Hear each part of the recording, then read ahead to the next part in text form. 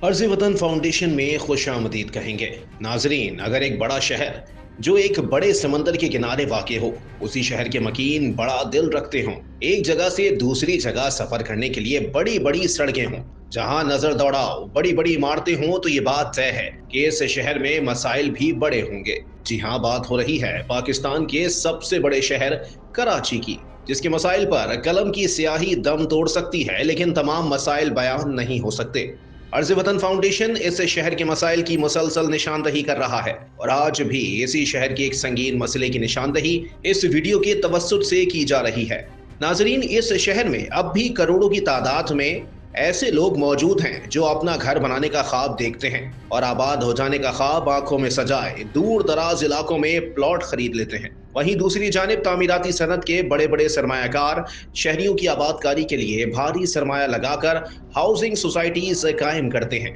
लेकिन आखिर में वही होता है जिसका डर हर जायदाद रखने वाले शहरी के दिल में होता है। जी हाँ, उनकी जमीनों पर कब्जे हो जाते हैं। शहर में लैंड माफिया मुसलसल अपने पर फैलाती हुई दिखाई दे रही है। यके बाद दीगरे बड़ी बड़ी रिहायशी और कमर्शियल जमीनों पर कब्जे हो जाना इस शहर में रोज का मामूल बनता जा रहा है। इस हकीकत से कोई इनकार नहीं कर सकता कि एक वक्त में सियासी पुष्ट पनाही में चाइना कटिंग भी उरूज पर रही, जिसके बायस इस गोरख धंधे में मुलव्विस अनासिर ने अरबों रुपए कमाए, और दौरे हाजिर में ये बात इस नहज पर पहुंच चुकी है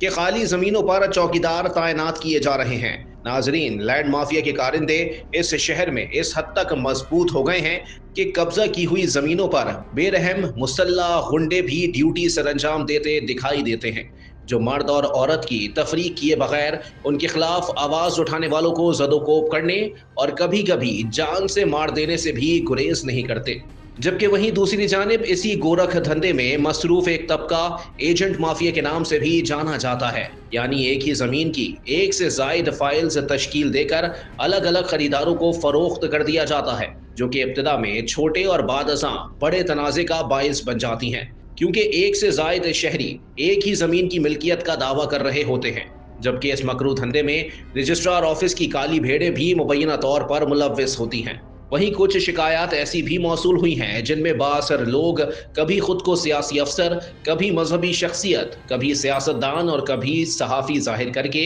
आम भोले भाले शहरियों की जमीनों पर कब्जा जमा लेते हैं, जिनके खिलाफ कार्रवाई तो दूर की बात पुलिस शिकायत दर्ज करने से भी कतराती है। नाजरीन, जमीनों पर कब्जे के हवाले से सिंध हाई कोर्ट और सुप्रीम कोर्ट मुतअद्दिद बार अहकामात जारी कर चुकी है, लेकिन भला हो मुत्तल्लिका इंतजामी इदारों का, जिनके कान पर जूं तक नहीं रेंगती। और स्टेक होल्डर्स की बात की जाए तो सियासी जमातें एक दूसरे पर इल्जामात लगाकर सियासी कद बढ़ाने की भरपूर कोशिश करती दिखाई देती हैं। अगर इस मामले को शरई लिहाज से देखा जाए तो हुजूर अकरम सल्लल्लाहु अलैहि वसल्लम की अहदीस में इस अमल की ममानियत वाज़े दिखाई देती है। हजरत साद बिन जैद रजी अल्लाह तआला अन्हु से रिवायत है कि रसूल अल्लाह सल्लल्लाहु अलैहि वसल्लम ने फरमाया, जो शख्स किसी की जमीन भी अजराहे जुल्म लेगा, कयामत के दिन सातों जमीनों में से उतनी ही जमीन उसके गले में तौक के तौर पर डाली जाएगी। नाजरीन, अर्ज़ वतन फाउंडेशन शहरियों के मसाइल का कानूनी हल चाहता है, इसीलिए हम अपना फर्ज समझते हैं कि अपने शहरियों को उनके मसाइल के हल में मददगार कानूनी रास्ता भी बताएं।